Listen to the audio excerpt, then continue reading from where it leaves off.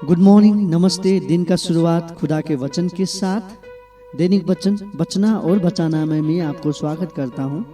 आज बुधवार 26 जनवरी 2022 73 गणतंत्र दिवस के उपलक्ष्य में मैं आपको बधाई देना चाहता हूं। आज हमारा गणतंत्र दिवस है। आज का विषय याद रखना और समर्पण करना। वचन लिया गया है उत्पत्ति का 9 का 8 से लेकर 17 तक। जब हम पढ़ेंगे तब हमें ये मिलेगा, लेकिन हम 17 तक अभी मैं नहीं पढ़ूंगा। मैं आपको कुछ भाग पढ़ के सुनाना चाहता हूँ। फिर परमेश्वर ने नूह और उसके पुत्र से कहा, सुनो, मैं तुम्हारे साथ और तुम्हारे पश्चात जो तुम्हारा वंश होगा उसके साथ भी वाचा बांधता हूँ, और सब जात जीवित पक्षियों के साथ जो तुम्हारे संग है, क्या पक्षी, क्या घरेलू पशु, क्या पृथ्वी के सब बनेलू पशु, पृथ्वी के जितने जीव जंतु जहाज से निकले हैं। और मैं तुम्हारे साथ अपनी यह वाचा बांधता हूँ कि सब प्राणी फिर जल प्रलय से नष्ट ना होगा, और पृथ्वी का नाश करने के लिए फिर जल प्रलय ना होगा।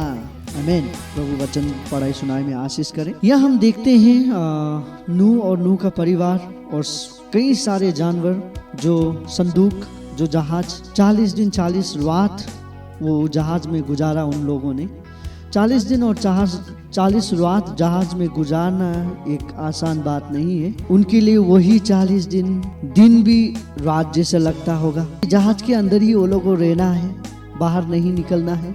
कभी कभार नूह जो था, नूह बाहर देखता था कि शायद अब थम जाए, पर नहीं थमता। 40 दिन के बाद नूह और नूह का परिवार जहाज के बाहर आया, और जब वो जहाज के बाहर आया, परमेश्वर पिता ने उनसे बात किया।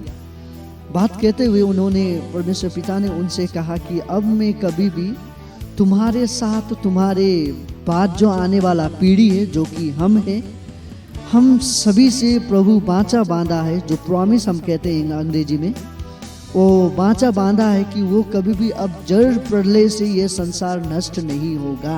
हम फिर से सुनना चाहेंगे कि जल प्रलय से अब ये संसार फिर से नष्ट ना होगा।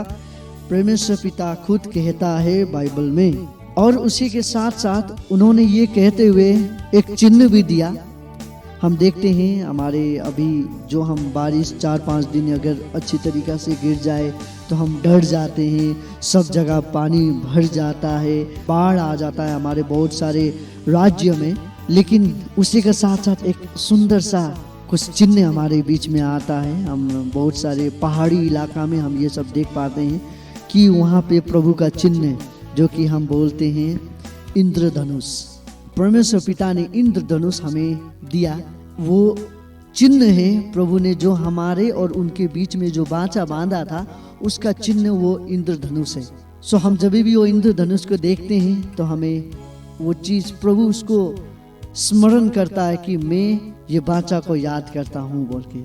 सो आज हम सभी को यही प्रभु कहना चाहता है। शायद हमारे जीवन में भी बहुत सारे समय पे हम सोचते हैं कि अब हमारा अंत है, अब हम इससे उभर नहीं पाएंगे, अब हम इससे निकल नहीं पाएंगे। अब नहीं, जो भी हो चुका वो हो चुका।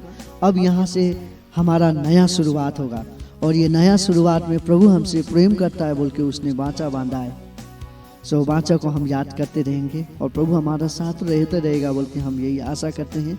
और सबसे बड़ा चीज़ उसने हमारे जीवन में क्या दिया, चिन्ह के रूप में उसने अपना एक लौता पुत्र दे दिया ताकि हम उस पर विश्वास करें।